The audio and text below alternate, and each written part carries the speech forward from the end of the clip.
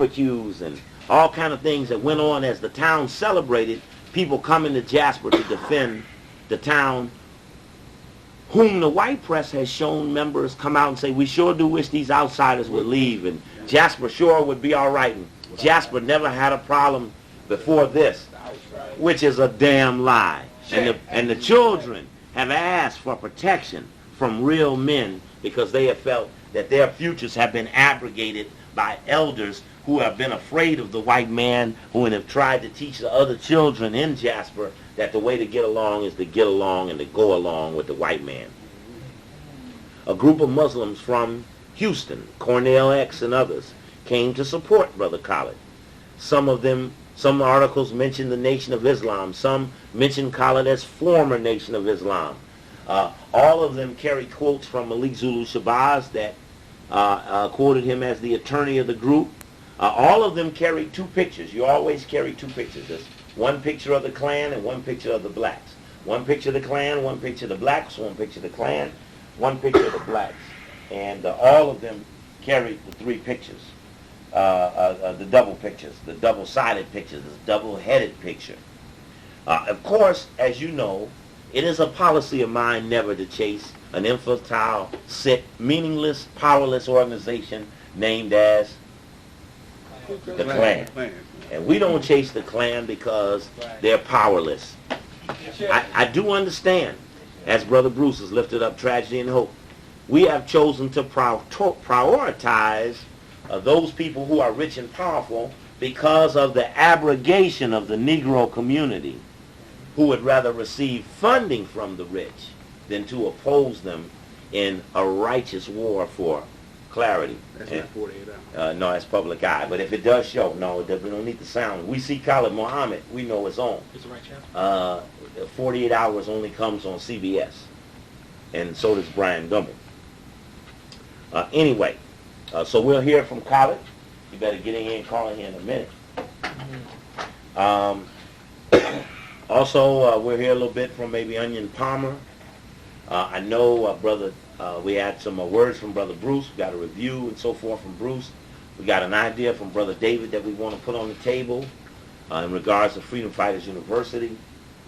Again, I highly recommend your insight into last week's tape. It's got some very powerful statements within the lines. And remember the tape before that where we talked to Jewel, whose father was a boule. What position did his father have in Arkansas?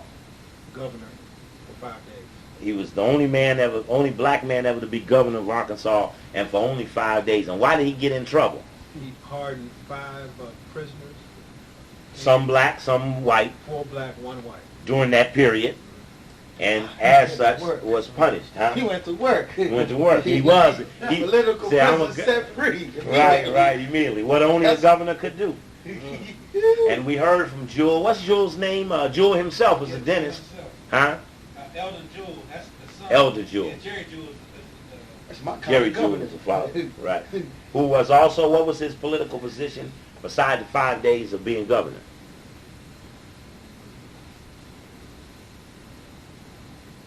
You couldn't just be governor because you was just a state, what? Senator. But what state senator position did he have? What? He was Speaker of the House. President of the Senate. President of the Senate. Just like or pro tem. Yeah, well, be president of the country.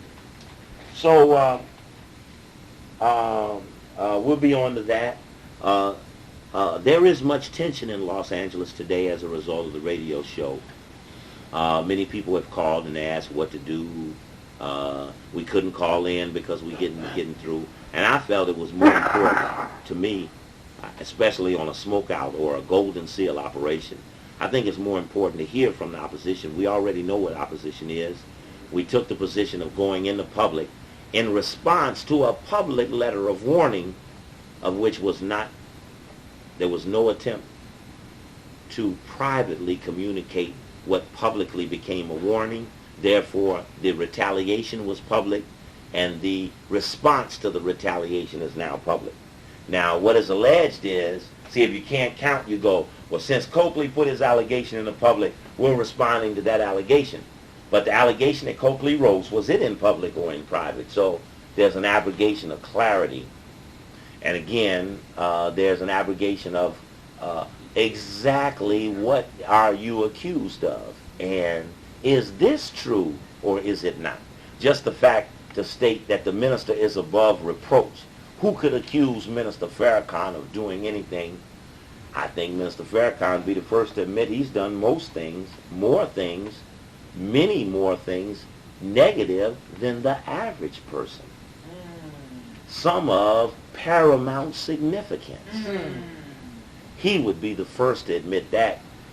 A word about Tony Muhammad. I just reheard, now I'll make a tape for you if you've forgotten it. I want you to go back and listen to a tape entitled Insights and Reflections. I remember this man, Tony Muhammad.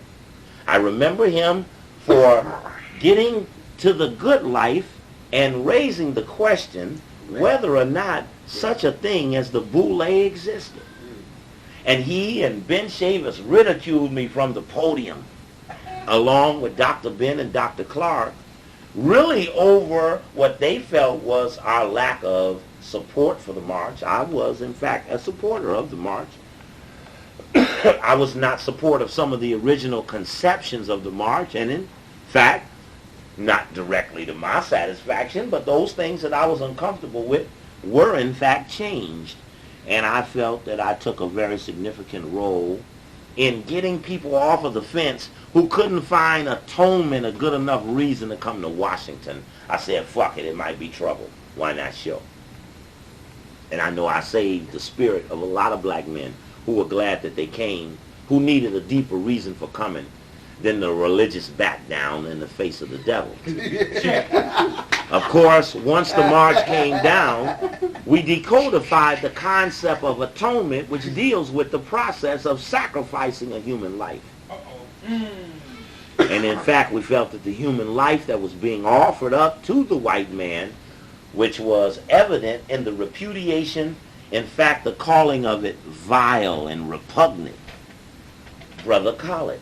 And that he being a Capricorn and the atonement being based upon the sacrifice of a goat, that we in fact lived out a religious ritual where another man was offered up to a lesser man to clean off a debt. And the record will reflect that I never minced one single word in going to California with $30 in my pocket to stand up to defend the right of Brother Khallid to fight the devil-ass hunky the way he chooses fit, which in 99% of the case is similar to my own feelings about the hunky. 2, at no time during that period, when James Edward Best, on the inspiration of Dr. Ali Muhammad, who felt he had inspired Best to the point that he suggested that shooting Khallid would put him in good favor with the minister. That's right. That James Edward Best, who as an outcast member of the Nation of Islam fitted the profile of the other 5 men who killed Malcolm X. Some of them were in and out of the nation on suspensions and punishment and dubious behavior like James Edward Best. It is clear that there was more than one shooter at Riverside, California in 1994, and in fact the second shooter had on a white shirt and a red bow tie and was denoted by the brother who wrote for the Sentinel, who's now dead, who covered the trial of O.J. in the braids and other things. He's dead now. Brother, asthma, couldn't breathe, failure to breathe. Oh, okay. But nevertheless, but I refer you to the tapes Insights and Reflections, August 16th, 1995, which was after the lecture I gave at the cafe called Insights from the Black Side, which was done just after we had been shot at in front of my mother's apartment in Chicago. That Insights from the Black Side and Insights from Reflection dealt with pent-up animosity. In fact, at another point in the tape of today's program, Brother Brother Tony Muhammad says, don't mess with us. We have all this pent-up frustration. Steve Coakley, don't mess with us. We have all this pent-up aggression. We could unleash these things on you. Yes, brother, as we have denoted in the past, you are pent-uply frustrated because you have eaten shit from the hunky. Shit. And with all that shit coming back up your face and out your mouth like regurgitation, yes, you might focus it over it at Steve Coakley and fuck up again. For this time, Steve Coakley, who is not Malcolm X, who is not Bowali, who is not Khalid Muhammad, who these names are just a few of the names. Zach Kondo, people who you try to intimidate and pressure because you perpetrate yourself as more than a human, imperfection, beyond reproach. But I understand that the minister would never make such a foolish statement. Only the zealot supporters of the minister would make such a statement, and that is to justify their own support. Who would want to get caught giving a man their all and he be less than perfect, or make mistakes, or work with the government, or get government grants? But getting a government grant is a job when you get it. It was a sellout when the Urban League got it. I was with you when you built your nation on such psychology, only to turn out to be the grant getter, the government whiner, the pot-belly big eater, the delayer of the people's real revolution. Like you said, brother, if we had only one bullet and the devil had 40 faces, that one bullet would pierce each layer of the devil's spirit and material being, if it be God's will. Don't ever say you won't fight the enemy because you don't have enough bullets, because you don't have enough money, you don't have enough members, you don't have enough final call administration buildings, you don't have enough final call newspapers to beat the devil either. So we're not going to wait on your program, and you're not going to hold up or impede ours. See, if the program's so fucked up, then step back up off of it and go on about your business and hold your million youth undermining program next year when there's no program scheduled at all. Why don't you do it next year? You can get it all the goods for yourself. But That's no, right. you know you have to go this year, because if you don't go now, who else could you undermine? That's right. So we sit at a serious crossroads, brother. I tell y'all now, y'all gonna see some physical shit come down, because this is a physical solution that's necessary here. Haven't already seen him shoot at Brother Khalid Muhammad. He will not waver this time over his love for his teacher and spiritual guide. No, that's not him. In fact, I think I better call that number just to make sure that we move into the spirit. Anyway, nevertheless, we're moving full steam ahead towards New York, and soon there will be a written broadside to your response, Tony Muhammad. But I remember you from Insights and Reflections, standing up and stating with Vince Q, and know that such a thing exists. Then he went on the radio show in L.A. again to respond to Steve Coakley. They don't respond to shit the white man say. They respond to Steve Coakley in a minute, because the white man is OFF-LIMITS. That's off limits. The white man remains off limits. But that's all right. You can step to me, because I appreciate it, because I need the clarity. Anyway, once having been given the list of the boule, he went on the air and said, I have this list in my hand, but I cannot authenticate it. It could be a fraud. So the question is, since we're going to ask Steve Coakley for his evidence of the nation working with the CIA to undermine the Million Youth March, I must first ask you, Minister Tony, to recluse yourself as one who will review this information, in that even holding the list of the boule in your hand, was not authentic enough, then maybe the information and the answers to these questions of complicity, even in your hands, couldn't be fairly evaluated.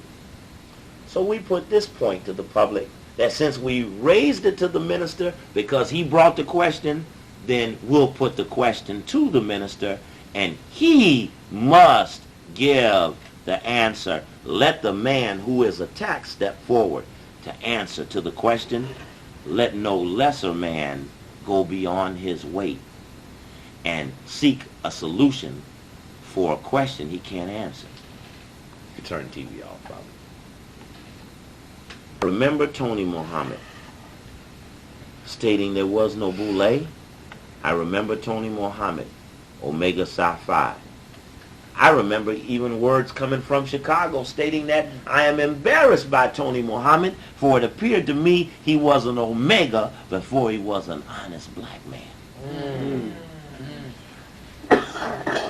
And of course we can authenticate your Qdom because it was Brother Khallid who brought you over, who also is an Omega Psi Phi, and raised Tony Muhammad in Atlanta.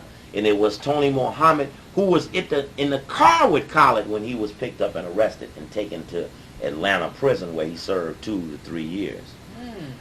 Tony Muhammad was with him at that moment. Has the Nation of Islam ever worked with the government before? Sure. Let's go back to the alleged assassination attempt by Quannel and Shabazz, whose family was being devastated to the point that Betty ain't here now, burned by the 4 men yet identified because of her book, dealing with the unanswered questions of the death of her husband, in spite of the fact that she took $50,000 never to speak again, which was awarded to her at the Apollo Theater in May of '94. At a program I refused to go to, invited by Eric Muhammad while I was in New York.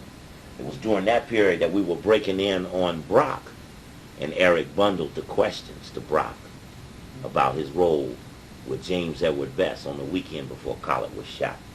I think that this opportunity will allow us to get to the bottom of a bunch of funky shit. And I stand accused. I put myself up for attack, repudiation, castigation, humiliation, extermination, urination, any nation you can get. I stand up to that to make sure that clarity and truth will become the residual of this truth-seeking excursion from those who feel they were falsely accused at this minute. I do want to state for the record, in fact, that if it was Steve Coakley that you wanted to get clear, on the tape Smokeout is my home phone number, in which I say if you have a disagreement about what I said, you could call me in person. I want to reflect that you did go to the radio, but you didn't go to me. And I can accept that, but I just want to make sure that no one would misunderstand that you did not lack for a chance to get to Brother Steve so you can shake him up and bug him for these truths. If you want him to get the truths, call him up and ask him for them, even though I was on the point to hear the show on my own initiation. Had an opportunity to go on the show, which I will at the appropriate moment, but I chose to give the other side a chance to get right on out there and state their case, which I think is very important. They need to be heard. We do need to hear their sides of this complicity on behalf of the government. Some things no black man could think of. Okay, Brother Khallid. Oh, that's not amazing. Yo, Brother Marcus. What's up? Hold on. Okay, go ahead. What'd you think of the radio show today?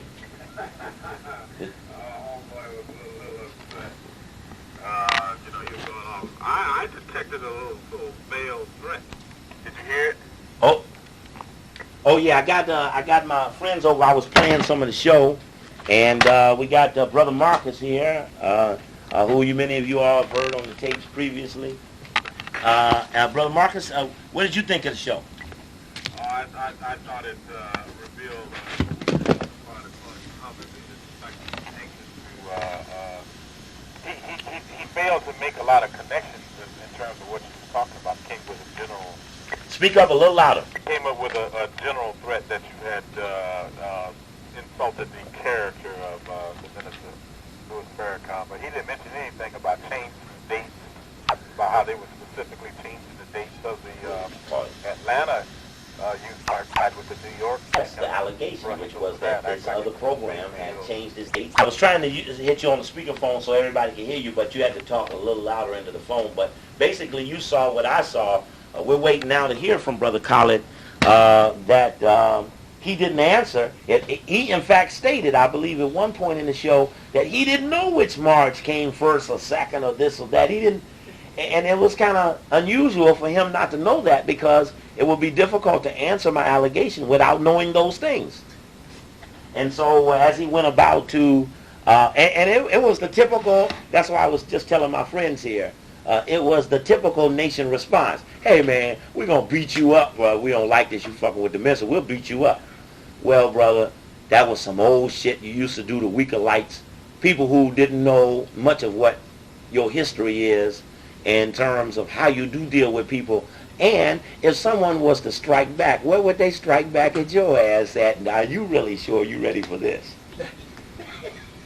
Right, so that's all. We were just sitting back waiting to see.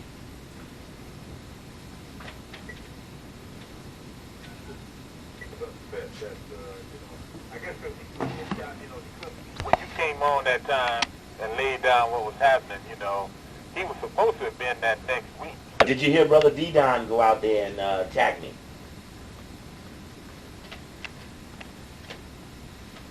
Yeah, he gave the AAPRP position, putting it is supporting both of them, but they ain't involved in the one in New York. They have a zero role. Kwame Ture has been invited, but other than that, he wasn't invited for the purpose. Some person called in later and said, do y'all still have people? Are y'all functioning? Are y'all in the organization? Another guy called in, the last caller. Every caller was Nation of Islam except for the last caller, and he said this. He said, look, I was in the shower, and I got to get out of the shower, and I've been on the phone 20-something minutes. He said, and I just want to say I'm pissed that you would get on the radio and suggest that someone you support is above reproach. I ain't in the nation. I don't know this other guy. I don't know y'all. But your arrogance in suggesting that you are holier than everyone else appalls me, just as a man amongst men. It was a very interesting response from what he felt was the average person. Of course, Tony, you at the mall? Okay. Anyway, how's the temperament out there? I haven't had a chance to check everybody yet, but I will within the next day or so.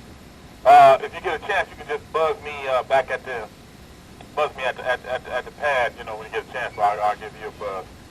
Oh, okay. Now listen in tomorrow. Brother Khalid's gonna be on tomorrow. Hold, let me see if this is him here. Hold on. Yes. Oh, great, Brother Khalid. Just a second. I'm just getting a reading from Brother Marcus in L.A., who is called in to give a reflection of the show. Let me see if I can get both of you all on at once. Marcus.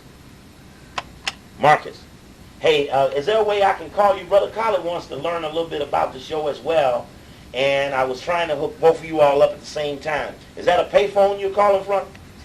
I wonder, do you think it would ring? I don't know. Probably not.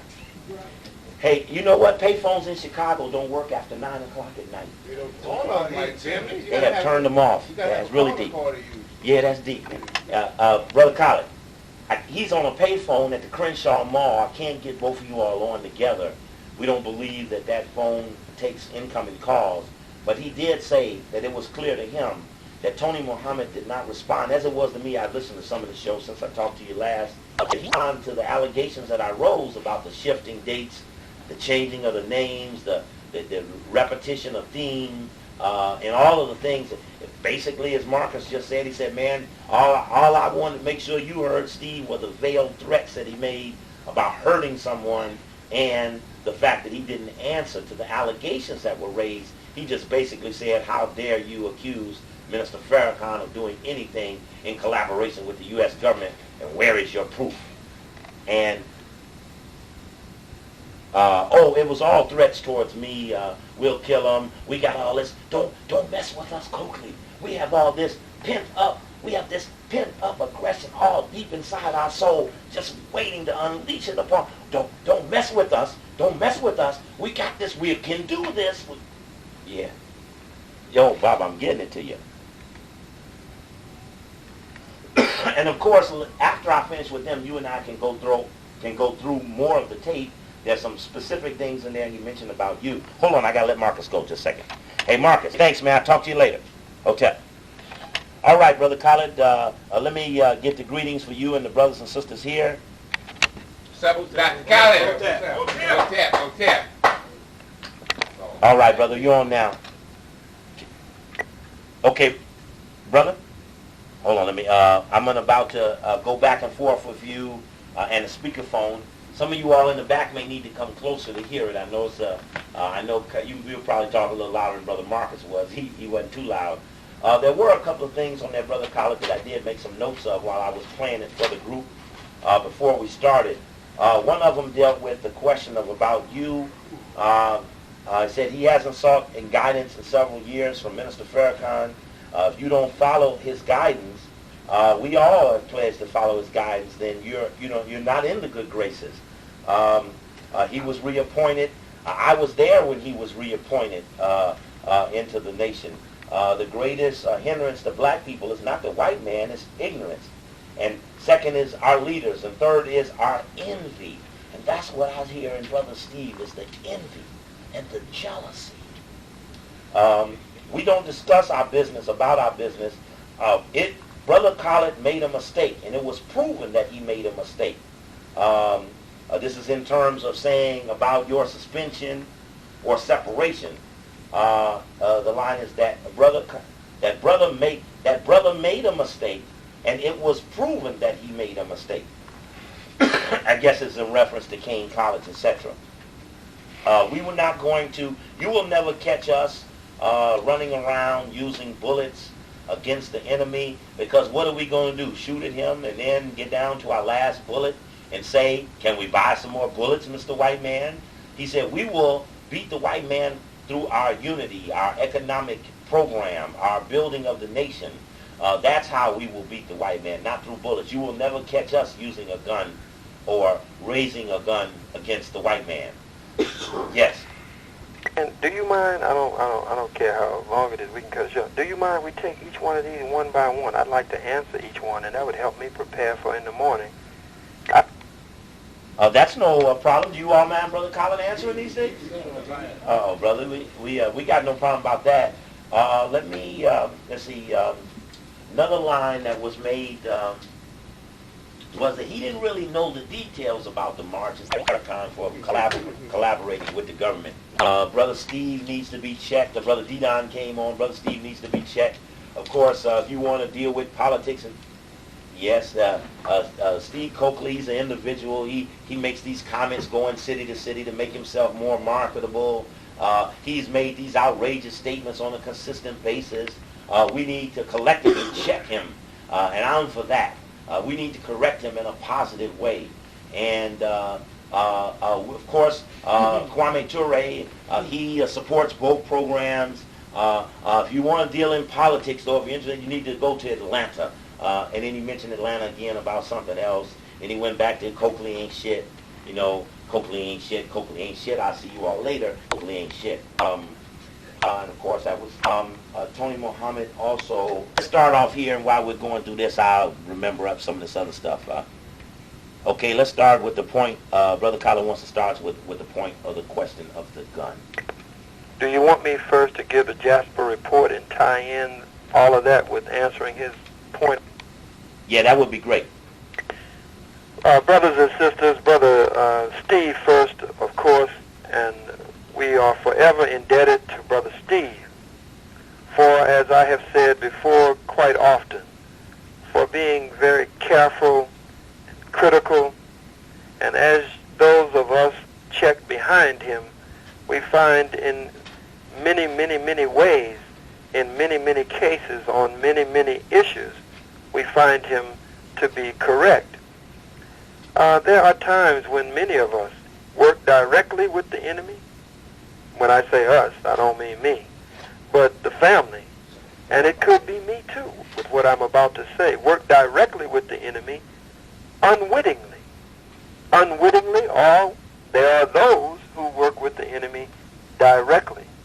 If it's unwittingly and unknowingly that we work with the enemy, or whether it's knowingly, the results are still the same against the liberation and salvation of the black nation, against the redemption, the resurrection, and rise of our people. Now, Jasper, this past weekend, we had brothers and even we had strong sisters who came in with us this time. Though the call was to the brothers, we could not deny the sisters. The sisters say that they do not want to be second-class black nationalists, as they say was the case in the 60s. Second-class Pan-Africanists, second-class Black Panthers, second-class Black Muslims, second-class revolutionaries. That where they have the God-given gifts and talents, and where they have the very essence of the spirit of the ancestors, the Egungun, to be on the front lines, that they understand that the black man should be the first to the front lines.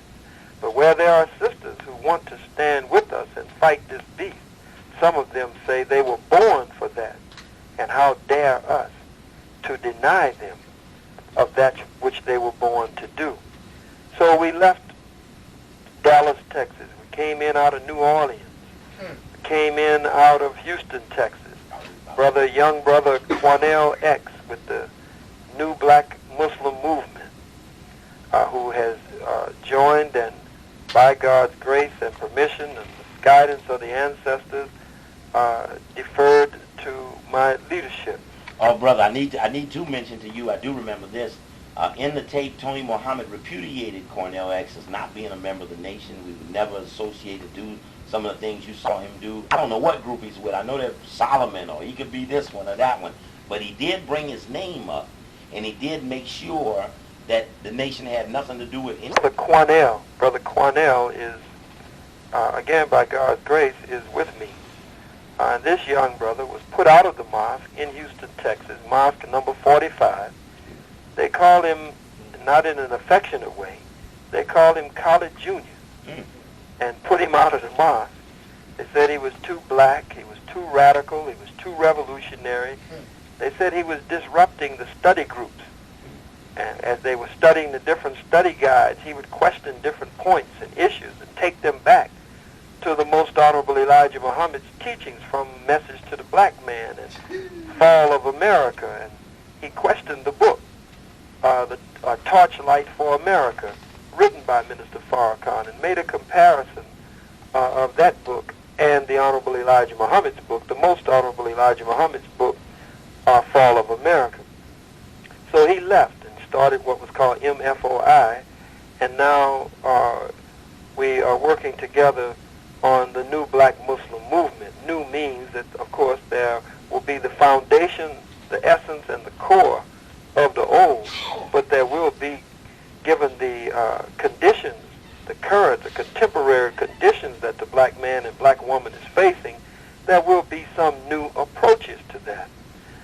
So Brother Quannel came in with troops out of Houston, and they came with their shotguns, their rifles, and assault weapons. We had a Reverend Brown to come in out of New Orleans, and out of Dallas, and out of Fort Worth. We had Brother Aaron Michaels, who is the founder of the new Black Panther Party. And now, again by God's grace and permission, has the new Black Panther Party met the other day and asked that I officially be the Supreme Minister of the new Black Panther Party, or National Chairman, and that Brother Aaron Michaels would be the Minister of Defense, because we work so well together. And Brother Robert would be the local chair of the new Black Panther Party in Dallas,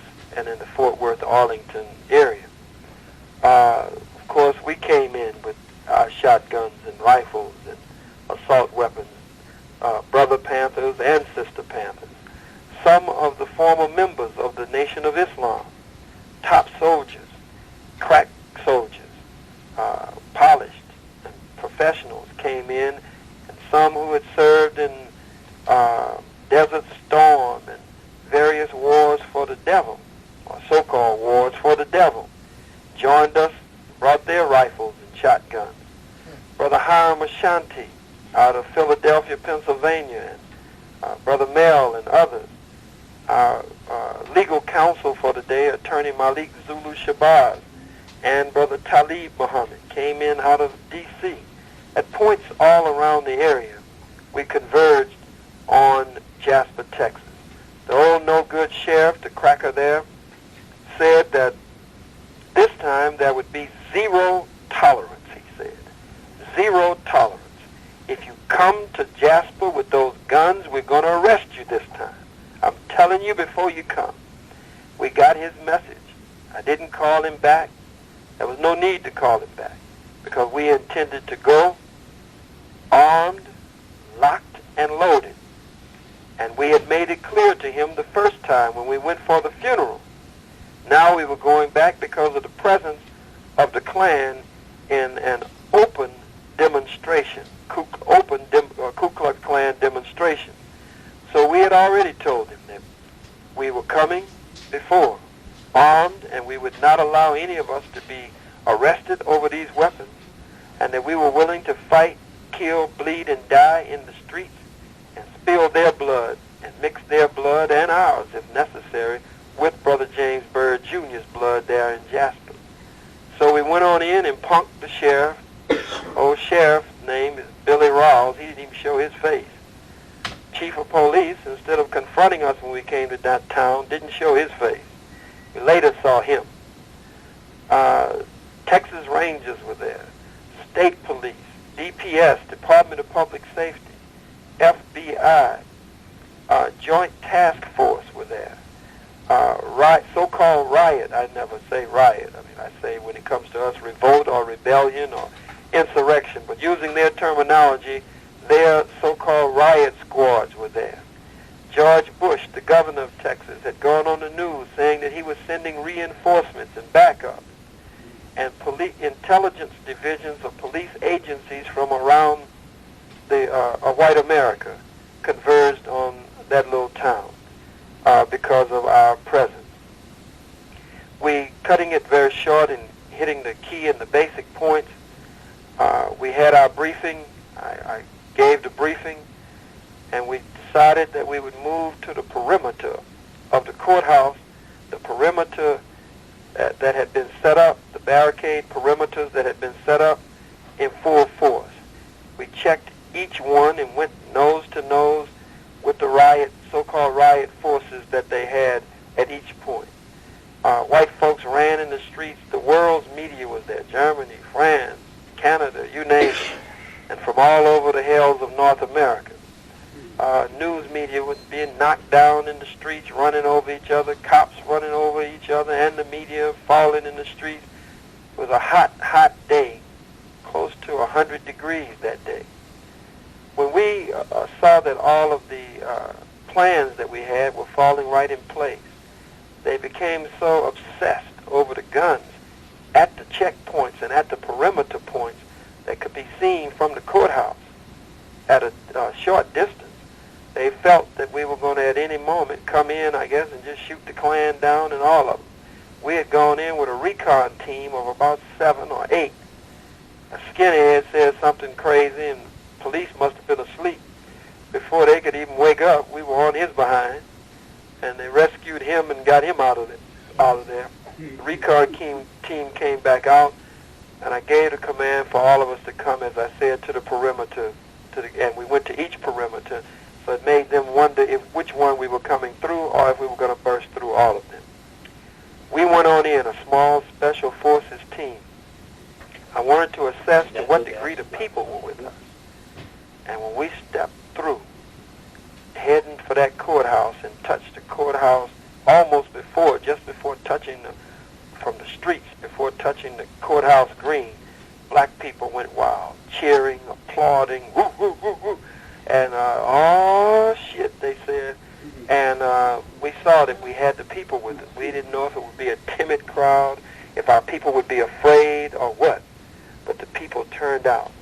And in a split second, I started to run. With all of the speed I had, with a burst of speed, I knew that all of the soldiers who were with me, that small band that we had taken in while everybody was preoccupied with the guns at the perimeter points, you had over 50. And then some of the Jasper community brothers and sisters went and got their rifles and went and got their shotguns and joined us. So with top speed, I hit the barricades like a blitzing linebacker, or like a fullback on a fourth down and inches goal to go. It really, I think, shocked some of the ones with me. I hit the goddamn barricade, went over the barricade. We ran over policemen. It was like they were standing in shock at first. Like, these niggas can't be doing this. I mean, is this for real? I can't believe this. It was like they were just in shock. We hit the barricades. I'm over the barricades. We ran dead over them with all the speed we had. Out their shields and helmets and all. They burst out and caught us before we got to the Klan. At that point, the black people they're really excited now because they couldn't believe it. They said, where in the world did these niggas come from? And we hit the line. So then I said to all the black people, how many of you with me? So all of them said, we with you. I said, we can take these no good bastards. And before they could catch their breath, I hit the police line at another point. And now with the momentum of the people behind us, and all of that line just sagged in, and devils were trying to keep up in the hot sun. In another split second, they had a ladder running up a wall. I started, and the rest, we started climbing the wall to jump down. They were running to keep, and they filled up the porch at the upper part of the ladders with all of as many as they could get up there, police. In another split second, I said to the crowd again, we can take these no good bastards. And we hit another point of the barricade and the police, the ring, the wall that was around the Klan protecting me. We hit it in 3 or 4 points. Now, by now, the black people are everywhere, media falling down, police about to fall out. They weren't in no kind of shape, all the different color uniforms, about to faint, hyperventilating. Then Brother Quannel X said, look, let's find the buses that they came in. Let's go around. I think the buses are around the back. I told him I thought it was a brilliant idea. We started around the back as though we were going to hit the ball of police and charge that wall that was protecting the Klan. But instead, at the last second, I gave the command, let's go. And we shot over to the buses, established our perimeter around the buses, but the Klan didn't come in on those buses. They had come in some vans and cars, but the crowd was now buck wild. So the chief of police, Harlan Alexander, we heard him give the command, and the ranking cop for the DPS, Department of Public Safety, they said, let's get them out of here, meaning the Klan. Let's get them out of here. This is about to turn into a riot. Let's get them out of here. And by this time, no exaggeration, the Klan raised up them skirts and raised up them dresses, and it started running for the back to try to get to their cars and the van. The old chief of police, all of them surrounded me, and we stood forever, nose to nose, nose touching, nose to nose, as close as I could get to him for that belly. And they say, we got the leader over here, we got him. I got on the bullhorn and announced that they can't stop all of us while they're detaining me here, and I'm trying to get out of there. Everybody, charge them. So black people, they by this time the Klan is in their cars because they had established their perimeter, and we were now 20 yards or so away around the buses. The Klan started off. Black people threw bottles at them, threw anything they could find at them. One cracker, who was, I guess, the backup motorcycle or something, somebody clotheslined him, knocked him off of the motorcycle and stomped him The police rushed and there was so many black people around him, he said it was somebody in black. That's all he could see was black. Well, most of us had on black, so all they could do was pick him up out of the street, move his motorcycle, the rest of the Klan being chased, and get him out. Then we heard 3 people had been arrested. We later found out that we then went to an area where we could have a roll call and a count, and everybody that come in from the respective cities could check and see if anyone was missing from the area that they had come from. Found out that it was no one who had come with us from either of the cities. There was 2 white boys and 1 brother who was from Jasper. So we all said that we could not leave the city until we freed the brother from Jasper. So we told them that we were coming to the jailhouse, the county jailhouse, with our guns to surround the county jailhouse, and that I was going to... I thought it could have been the door. That's why I just had to answer in case it was look red. Hold on just okay, let's go right back. Okay, you on.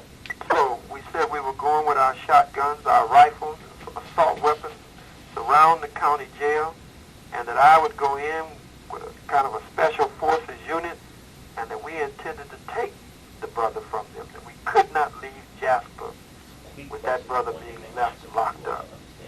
A black captain from the Texas Rangers, a black lieutenant from the Department of Public Safety and the state police came to negotiate. They said, well, let us go and check it. I think it's just a disorderly conduct, which might be a Class B.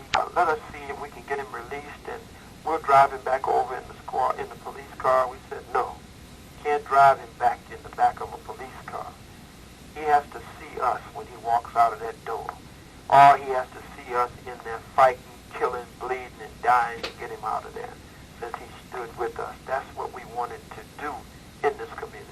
That's why we came, to plant those kind of seeds in our brothers and sisters' minds. By this time, black people are lying in the streets like a parade, cheering us. As I said, some had gone and gotten their guns. Others had lined their cars up with our cars, a long, endless line of Jasper brothers and sisters. By the time we get to the county jail and take about 2 or 3 steps into the parking lot, they like pushing the brother out the door to us.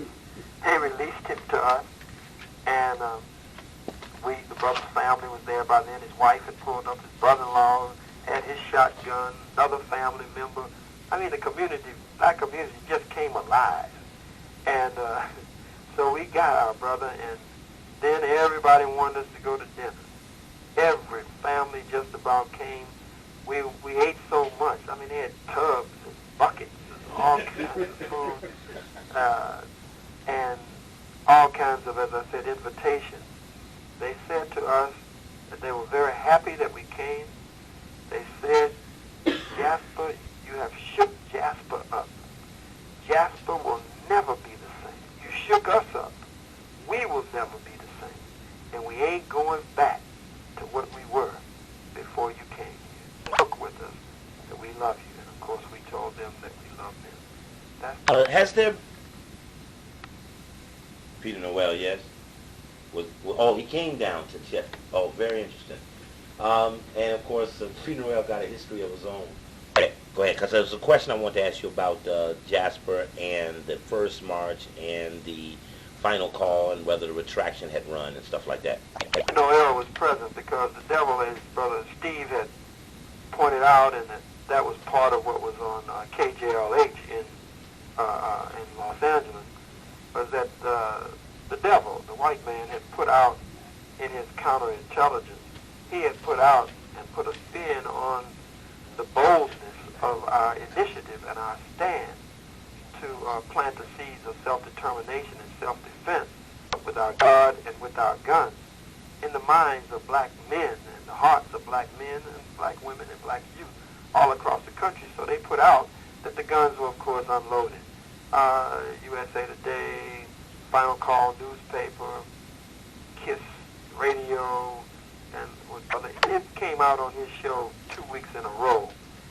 Not so much in a vicious manner, but it did help spread it.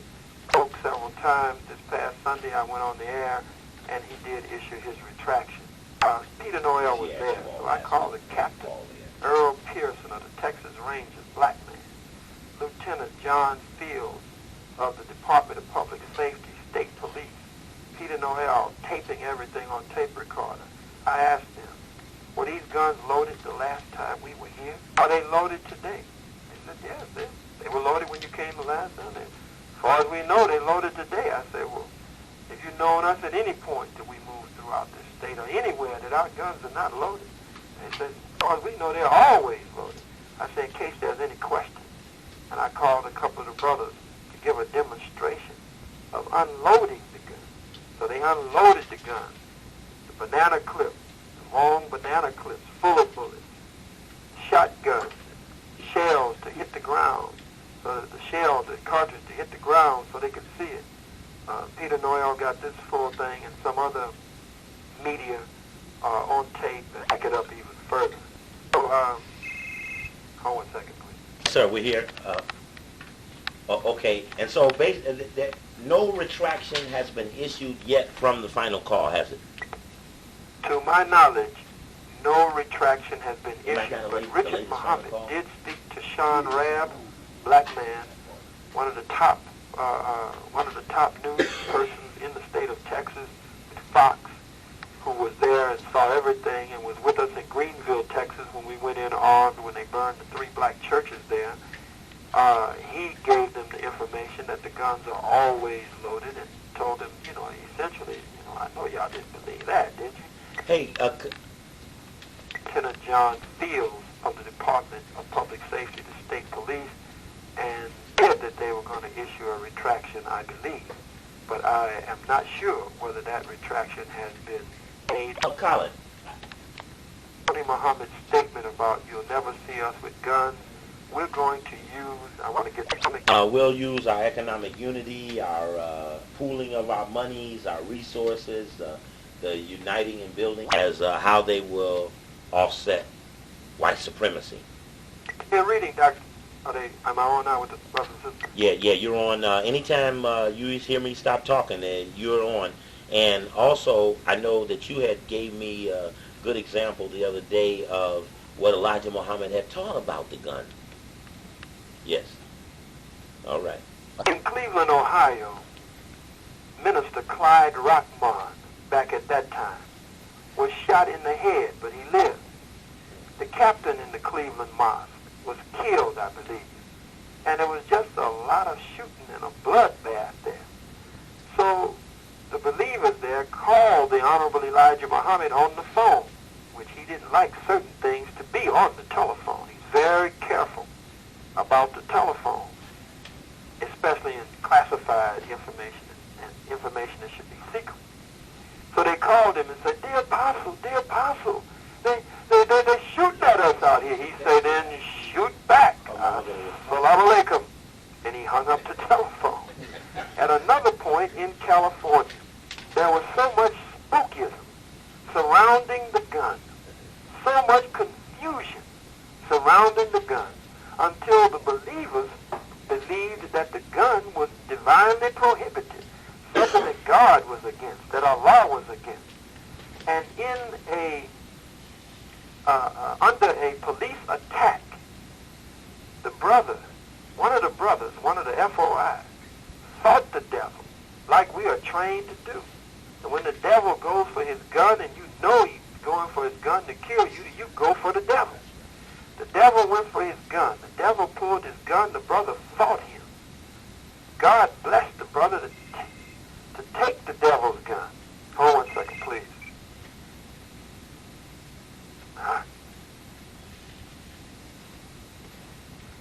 God blessed the brother to take the devil's gun. And the brother was so spooky about the gun until he turned around and gave the devil the gun back. And the devil blew him away with the gun that he had in his hand just a few seconds earlier. The Honorable Elijah Muhammad started working hard then to clear up his position on the gun. He said we should defend ourselves. He said when the devil attacks us, that we should take his weapon and kill him with his own weapon. He even took us to the Bible and took us to David when David came up against Goliath. And all David had was a slingshot.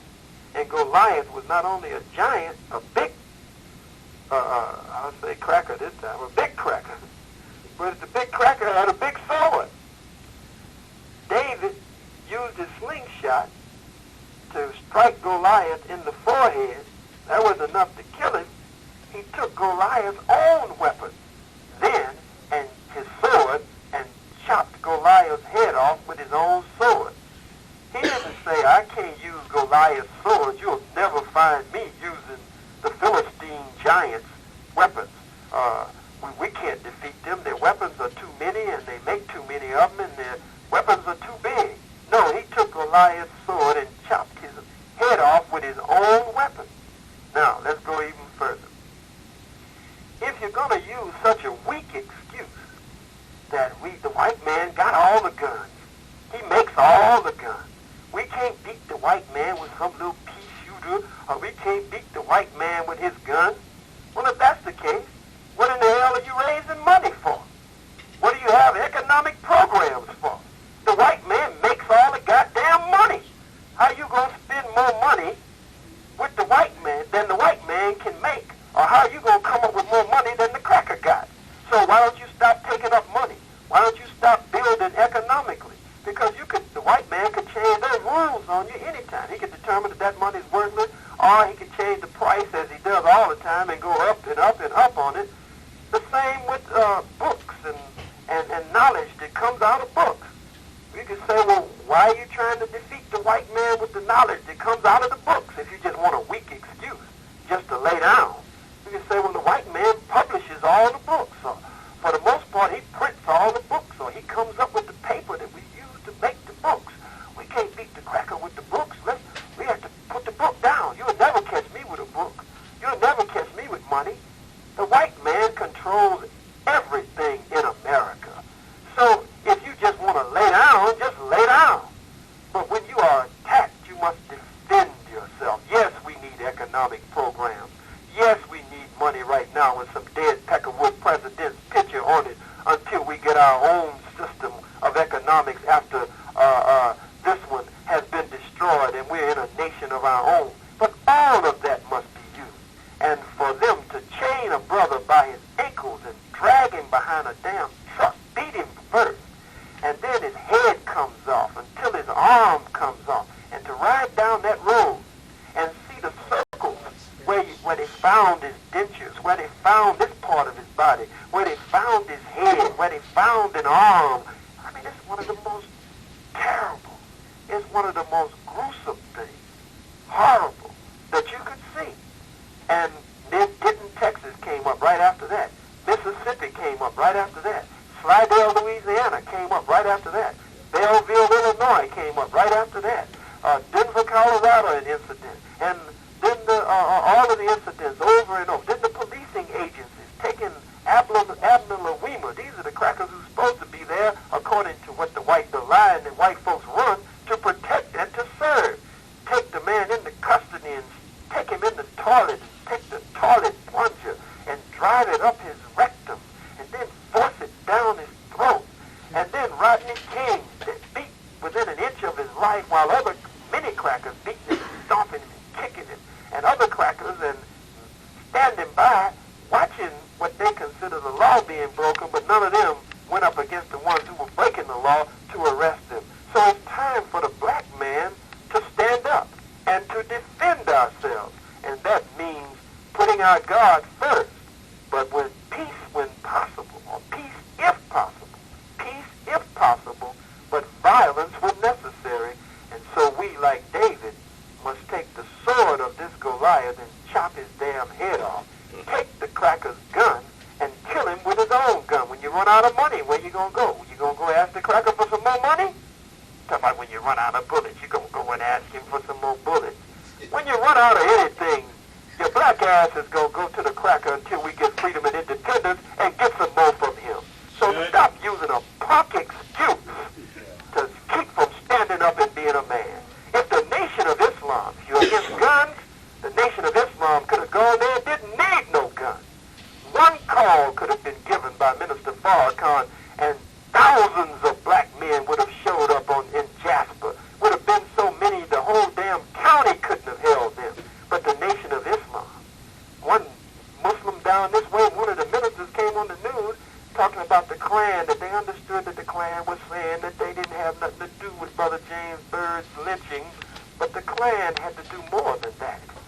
Klan had to atone.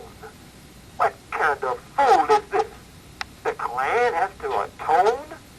That doesn't even sound right. But this is the kind of weak stuff that's coming up. I can't wait to get on KJLH and probably would leave it alone if it were not that which is surrounding me, and for him to get on. Tony Muhammad don't even know what has happened. He doesn't know what happened with me and Minister Farrakhan. He doesn't know that process at all. All he knows is what somebody told him, what somebody taught him. And he's trying to get some little brownie points so he can remain the little minister at number 27 where I built it, and they haven't done a damn thing since I left and lost everything that I built during that time.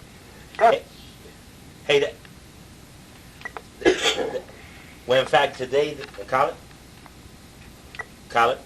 in fact, today they announced him as the West Coast Minister, head of 20 states. Internal intelligence. Supreme Captain's position is an ultimate position of power in the Nation of Islam, next to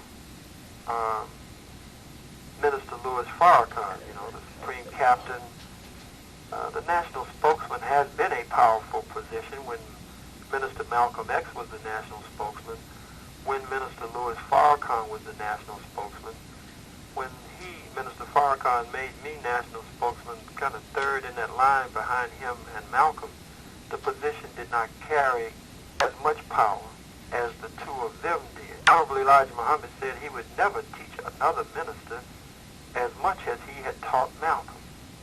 And so he did not, according to Farrakhan, as Malcolm. And certainly I was very, very, very close to Minister Farrakhan, but I did not have the power that Malcolm had in that position, nor that he had in that position, though I had great influential power. Now, the Supreme Captain, I was Minister of Defense and Supreme Captain. The Supreme Captain, Raymond Sharif, was the Supreme Captain under the Most Honorable Elijah Muhammad. And I became Supreme Captain under Minister Farrakhan.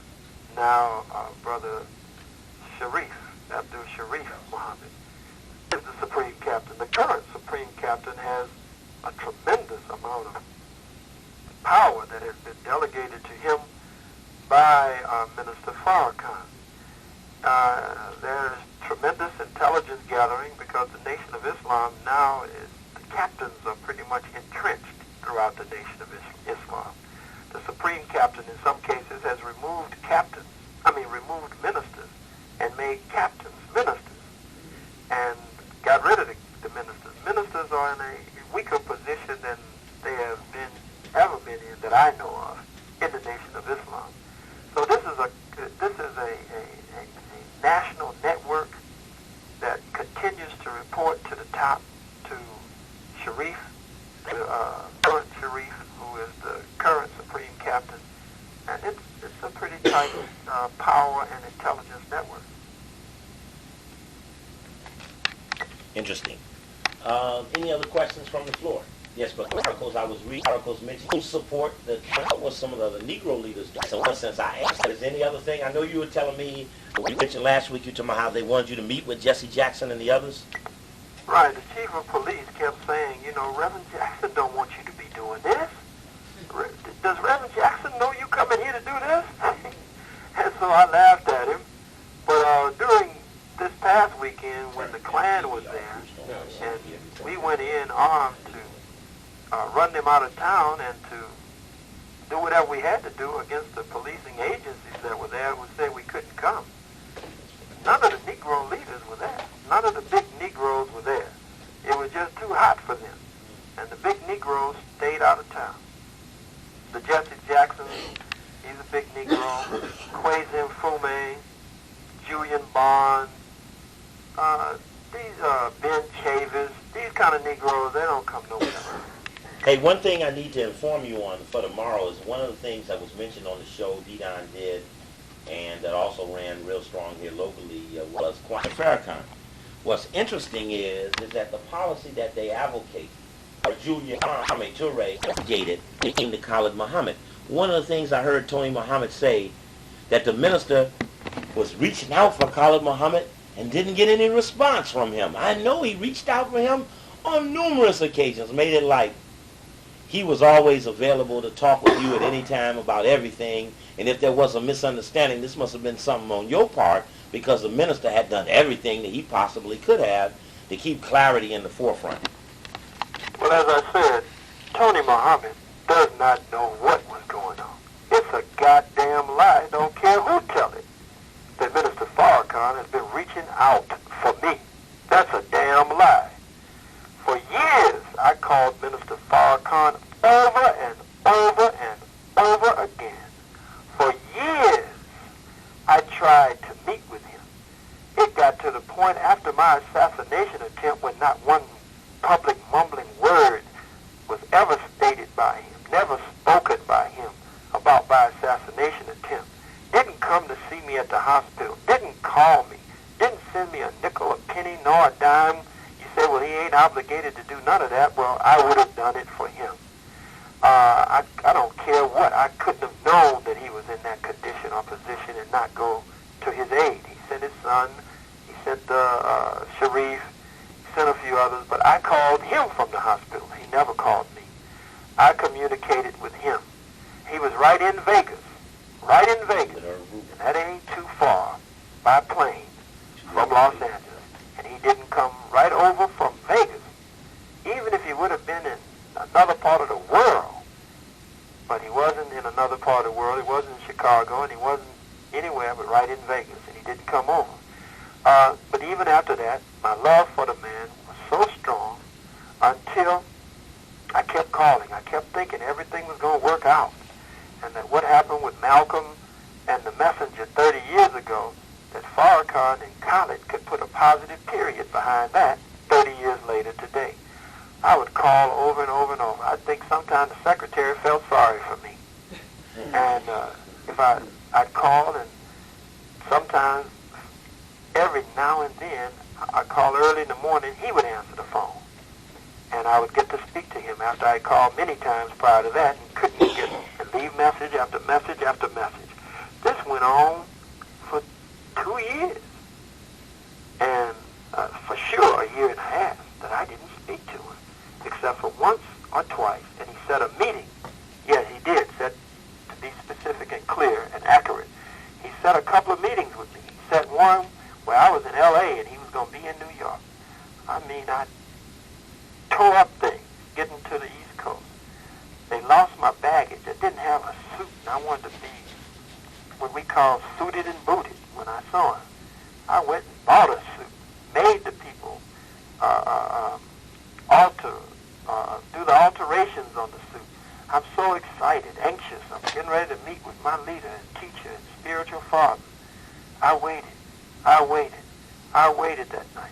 Finally, about 9 or 10 o'clock at night, I received a call from Brother Sharif of the Supreme Captain of the FOI that the minister can't meet with you tonight. He said, give him a call later on. I was so disappointed. I thought finally we were about to meet. I kept calling and kept calling. I still couldn't get him. I couldn't get him.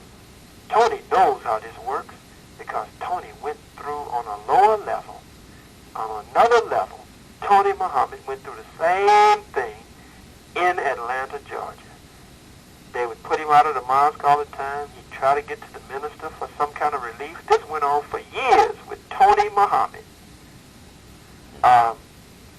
So I sent a letter. But this time I heard about all the rumors that Malcolm's letters were sent and maybe they didn't reach the messenger. So I sent the letter by brothers that I knew, a brother in particular, and would ask, because his daughter would be there and he would be there with his daughter, and he would put the letter in the minister's hand, and I want him to see if the minister would open it in his presence, and he did. So I knew the letter reached him. Then I started saying, look, I'm talking about years are passing. Then I started saying, well, I can't get through to him by letter. I can't get through to him through his secretary.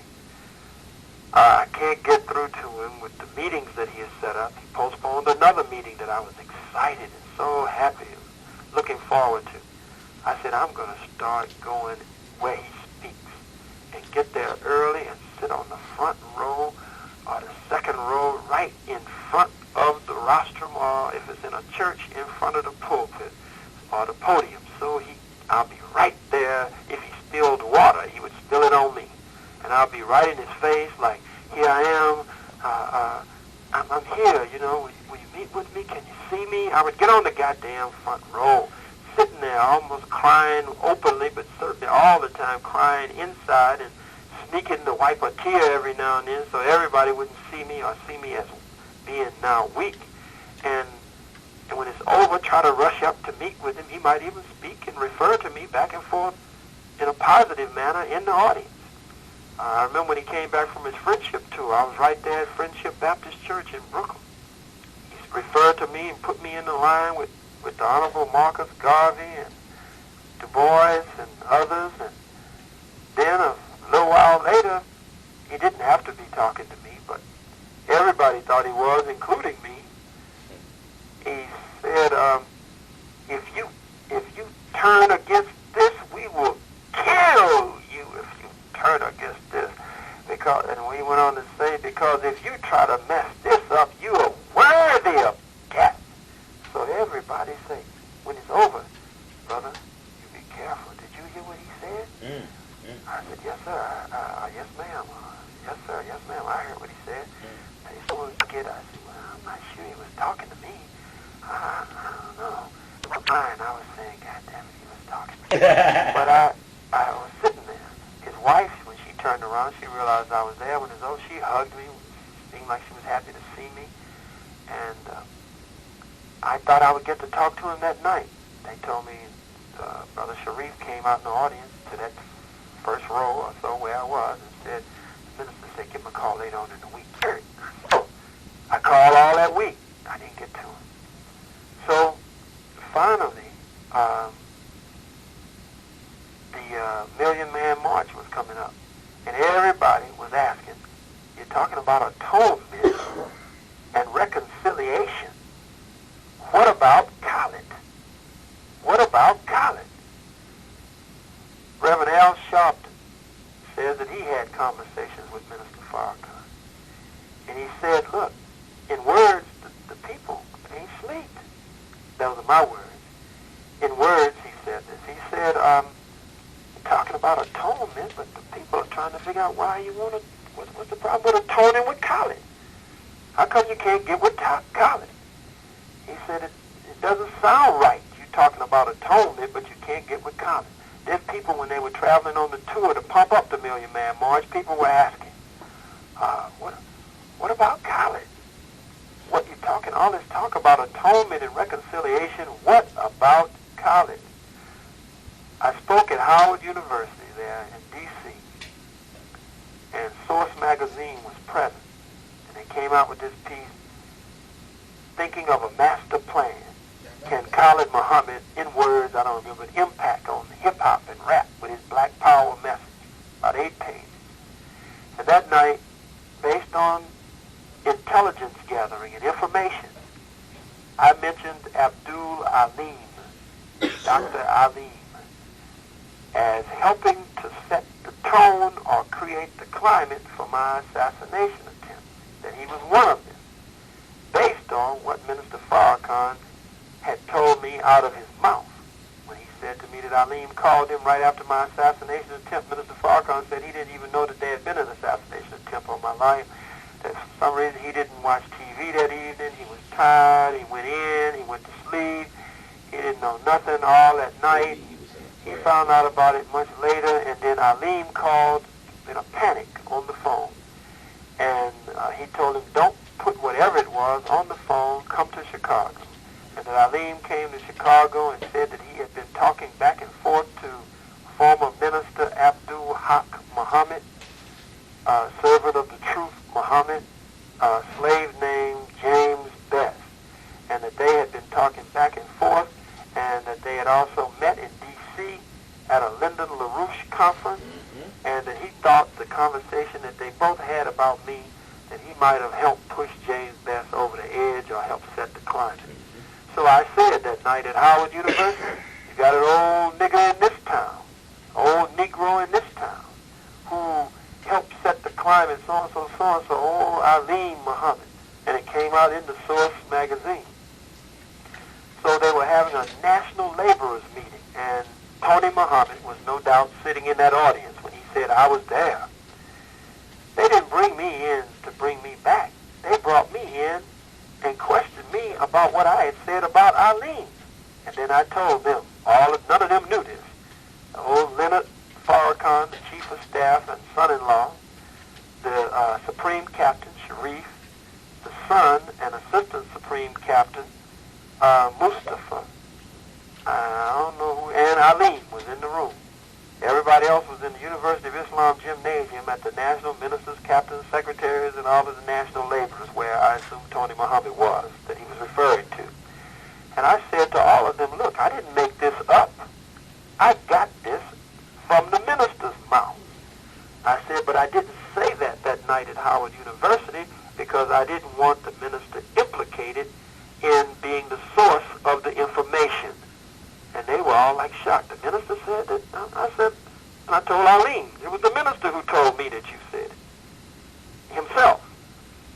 So they were, and then I got on all of them because we spent a couple of hours or so in there. All they were doing was, it looked like Alim was supposed to be getting some money or something from the government for some AIDS research or for this. Then they felt it was going to hurt that, all the different security contracts. And then they were talking about, because the Jews were on them because of me, and fighting them not to have any more federal housing contracts because of this racist, anti-Semitic image that they were using, that quote-unquote, according to the Jews, that was being used by the Jews, so-called Jews. And on top of that, they didn't want Alim brought into court, hauled into court on conspiracy to commit murder charges, they said. So I said, look, I don't know what degree he was involved. He tried to make it appear that he wasn't. I said, but when you have an assassination attempt, you're almost killed and 4 or 5 other people get shot around you. I said, you leave no stone unturned, and everybody is suspect. I say, but they said, well, the minister's waiting for us in the gym, and he's ready to bring you back, and we want you to work with us on the Million-Man March, and all of the laborers are over there waiting for you, but the minister wants to know that we've resolved this over here. I said, well, I can't go out there and lie. I said, but I will say this. I will say that I feel that it was unfair of Source magazine not to ask my permission, and that I wouldn't want any unfairness to have to follow Alim around the rest of his life. I will at least say that I told, and I did, I called Source and told them to stop that part of it. Don't print it. Leave it out. I called them, I can't count how many times I called. Maybe I called 6 or 7 times. And they claimed they would, and then they claimed it was too late. I talked to some, I can't think of the brother's name right now, who was one of the top editors or something. Then he said it was already gone to press. So I said I thought it was unfair when I had tried to stop that part of it, especially if we were all coming back together. So they took me on out. That was enough to clear Alim, if I would say that.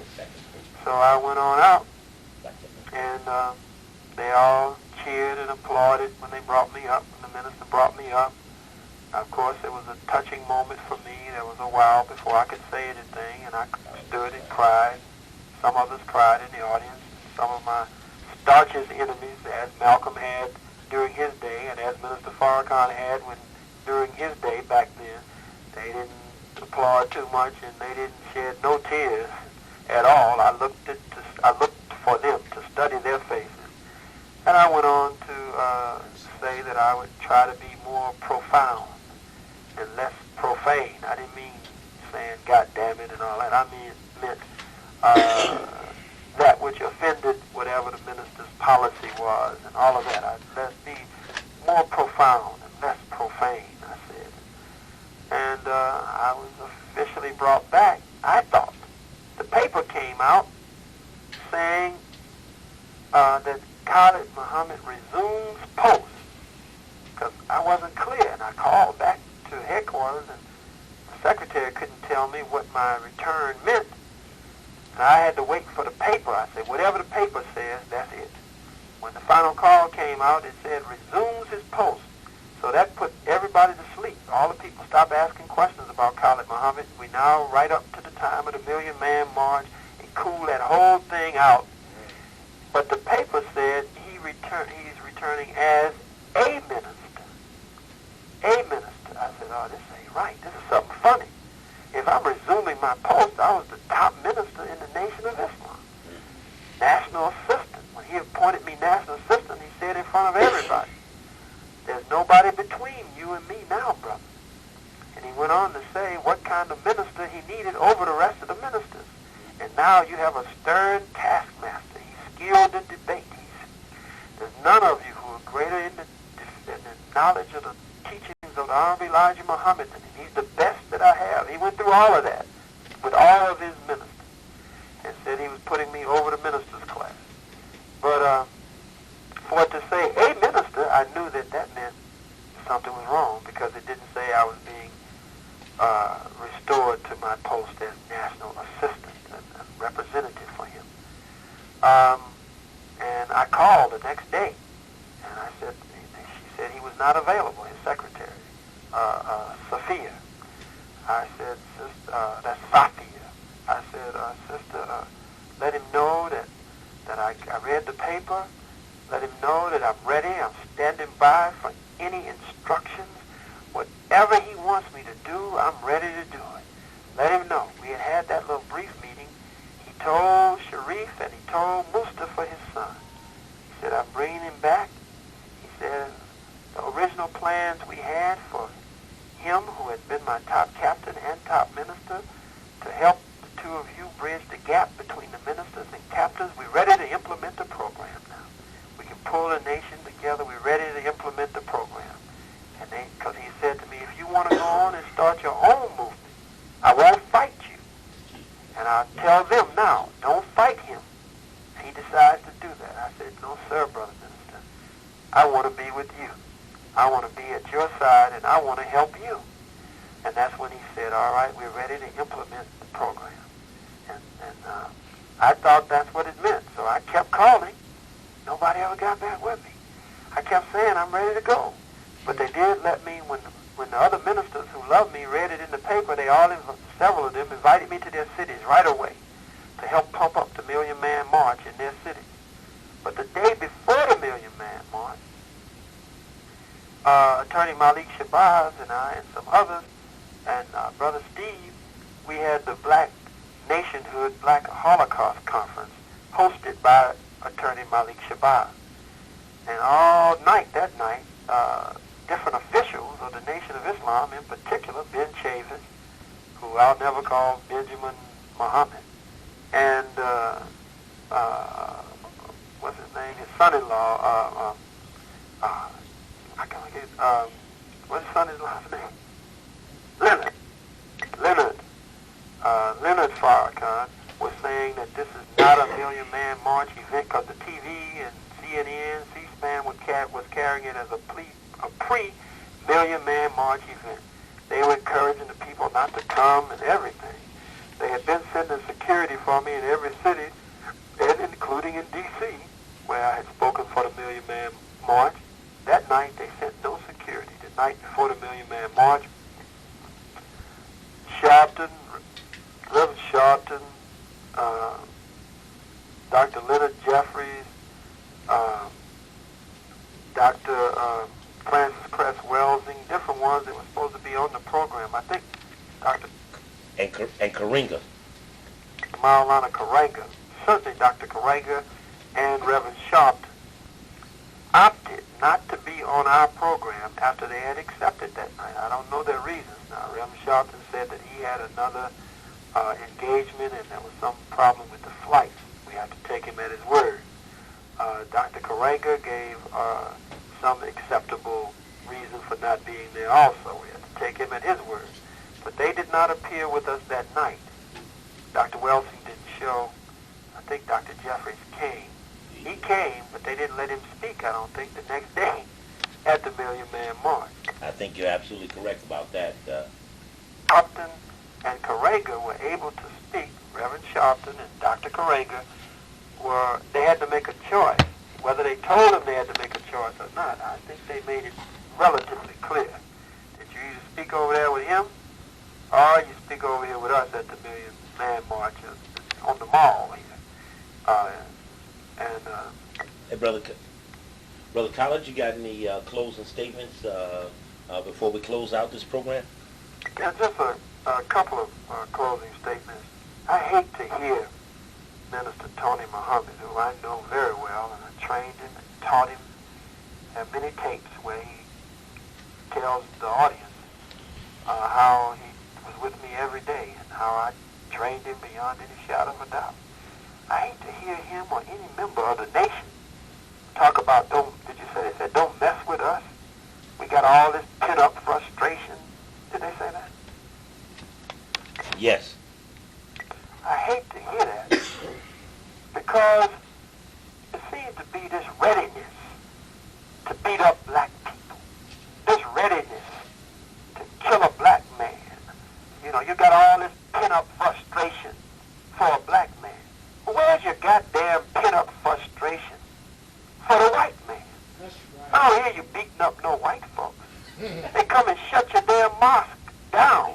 Put your shit on the streets. White men do their shit on the street with the sheriff. And you didn't. What about all your pent-up frustration then? What about Brother James Byrd Jr.? You, the disciplined, trained FOI, could have gone to that town and made a big difference among the black people and done a whole lot to put a whole lot on a whole lot of Peckerwood mines. Not only in Jasper, but all permitted in any mosque in the Nation of Islam. I experienced that. Tony Muhammad had experienced gathering any information to really know. And I don't want no goddamn friend who is my friend if it's all right to be my friend because somebody else says it's all right. Here's a man I ain't never done nothing to him. And he really ain't seen me do nothing to Minister Farrakhan. I don't have the power to do nothing to Minister Farrakhan. I would have been back. I probably would have subordinated a lot of my feelings and my drive to fight this goddamn beast. But I saw the nation doing a lot of changes and turns. I would have even probably tried to make all the changes and turns. But after the door was closed in my face, after the phone communication and phone lines were cut off, but no open lines of communication for me, after me showing up in person over and over, hoping that would do it, sending letters, after a point, you got to move on with your life. So I decided if there's no place for me where I love to be in the Nation of Islam, then I've got to now regroup, go on with my life. I'm not going in a closet and hide for no goddamn body. I have to stand up and fight this beast the way that I feel that God has put it in me to fight this beast. That's my position. And brother, one last thing. I was changing the tape when you made the comment about whether or not you would allow someone to shoot at you again. I said I will never. That's another reason, not just to stand up with our God and with our guns to set an example of self-determination and self-defense for black men all over America and the world, and black women and black youth, that we will begin to defend ourselves wherever we are. Not just, that's the primary reason, but another reason, the secondary reason is no one will ever shoot at me again. And we not be able to shoot back or catch you going for your stuff and deal with you appropriately. I hope you got the rest of it about the security system where we don't do a lot of checking and a lot of play. We check some places. But we try to keep as many guns around as possible. They say, well, Khallid don't believe in Allah. You don't believe in God. That's why he got them guns. I believe in God. I believe in Allah. And I believe in the gun. And I believe that God will bless us to shoot straight when it's time to shoot straight. Can't beat that, brother. I love you, brother. I need to figure out a time, either tonight or in the morning, that we go through some of this tape so that you can be as best prepared as possible. Oh, okay, you know, I never think we got around to the number 5. Right, right. Uh-huh. Uh-huh. Okay. Okay, gotcha. Gotcha. Okay, brother. Okay. Oh, brother Khallid. Brother Khallid. I'm sorry, I didn't get a chance to give you already. Give a chance to give him the green. Later, brother Khallid. Any B, B, B, and D? BB.